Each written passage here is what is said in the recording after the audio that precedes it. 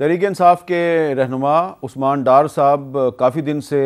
लापता थे। अचानक मंजर-ए-आम पे आए और उन्होंने ये दावा किया कि मैं अपनी मर्ज़ी से ही गायब हुआ था, और फिर उन्होंने कुछ ऐसी बातें की जिन पे उनके दोस्त और दुश्मन सब के सब हैरान और परेशान हो गए।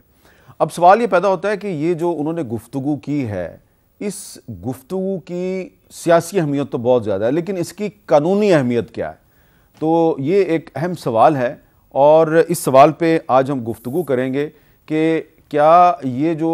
उस्मान डार साहब के जो दावे हैं, उन्होंने जो 9 मई के वाक़यात का मास्टरमाइंड करार दिया चेयरमैन तहरीक इंसाफ को, तो ये चेयरमैन तहरीक इंसाफ के लिए कोई बहुत बड़ा ख़तरा पैदा हो गया है या सिर्फ ये एक सियासी बयान है जो मखसूस हालात में उन्होंने मखसूस हालात व वाक़यात के तनाजुर में बयान दिया? तो हमारे साथ गुफ्तगू के लिए मौजूद हैं जनाब अताउल्लाह तारड़ साहब, वकील भी हैं लेकिन मुस्लिम लीग नून के सीनियर रहनुमा हैं, जनाब नईम हैदर पंचोता साहब जो कि चेयरमैन तहरीक इंसाफ के कानूनी अमूर के तर्जुमान भी हैं, जनाब सेनेटर कामरान मुर्तज़ा साहब वकील भी हैं, सुप्रीम कोर्ट बार के साबिक सदर भी हैं और सेनेटर भी हैं। बहुत बहुत शुक्रिया आपका। मैं तारड़ साहब पहले चाहता हूँ कि आप सुन लें कि उस्मान डार साहब जो हैं उन्होंने क्या एक्चुअली दावा किया है कि जिसकी वजह से एक थरथल्ली मच गई है। अब वो कह रहे हैं जी मैं खुद चला गया था कहीं पे, मैं क्योंकि मेरे पे कोई FIR नहीं थी, मैंने कोई हमला भी नहीं किया था, लेकिन जो सिंध के निगरान वज़ीर दाखिला हैं ब्रिगेडियर रिटायर्ड हारिस नवाज़ साहब, उन्होंने 10 सितंबर को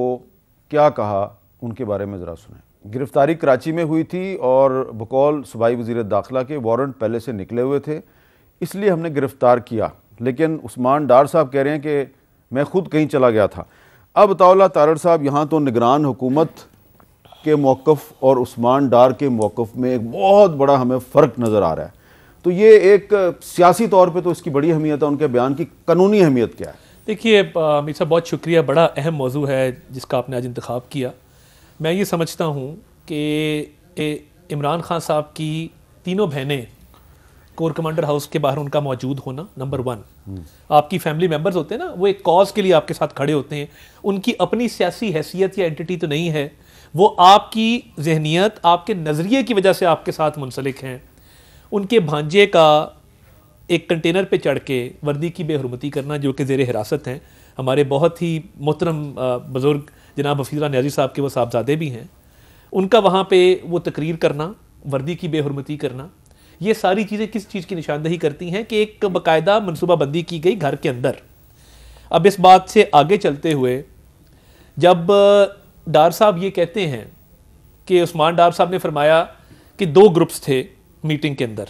एक ग्रुप था जो मज़ाहमत का हामी था और एक ग्रुप था जो मफामत का हामी था।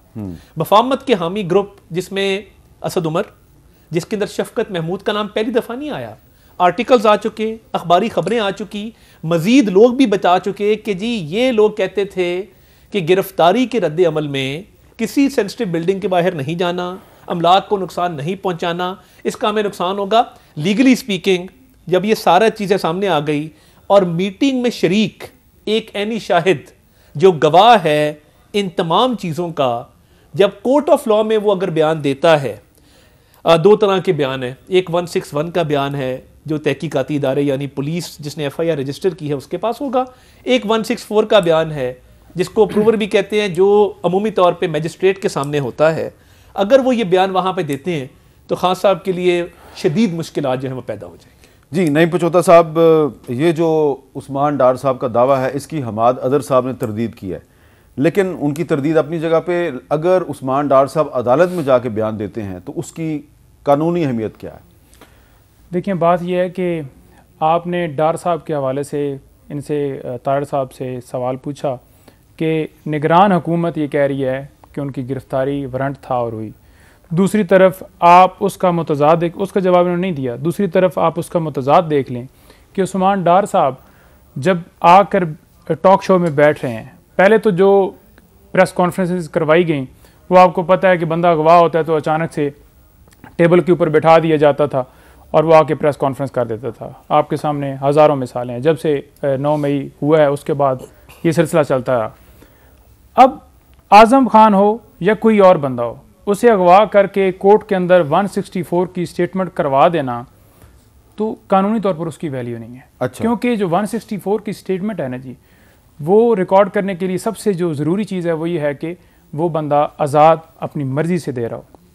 दूसरी उसके अंदर ये है कि एक्यूज़ को नोटिस होगा और वो खुद मौजूद होगा, फिर उसे क्रॉस एग्जामिनेशन का हक दिया जाएगा। अब जो आज़म खान की साइफर केस के अंदर या जिस जगह के ऊपर भी स्टेटमेंट ली गई उसकी कोई वैल्यू नहीं है, क्योंकि ये सारा प्रोसेस नहीं किया गया। इसी तरह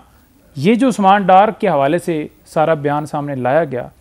सिर्फ इसका एक रूप चेंज किया गया। पहले प्रेस कॉन्फ्रेंस होती थी, अब एक शो के अंदर ज़रा खुशी से आके बंदा बैठा है जी और आकर कह रहा है जी कि ये 9 मई से लेकर अब तक पहले क्यों नहीं बयान आया, उसके अगवा होने के बाद ही क्यों आया। वो बंदा गायब है और बाद में कह देना कि मैं दोस्त के घर था या मैं उधर था या इधर था। क्या उसने कहीं कांटेक्ट किया जब से उसके अगवा की जो है खबरें चल रही थी?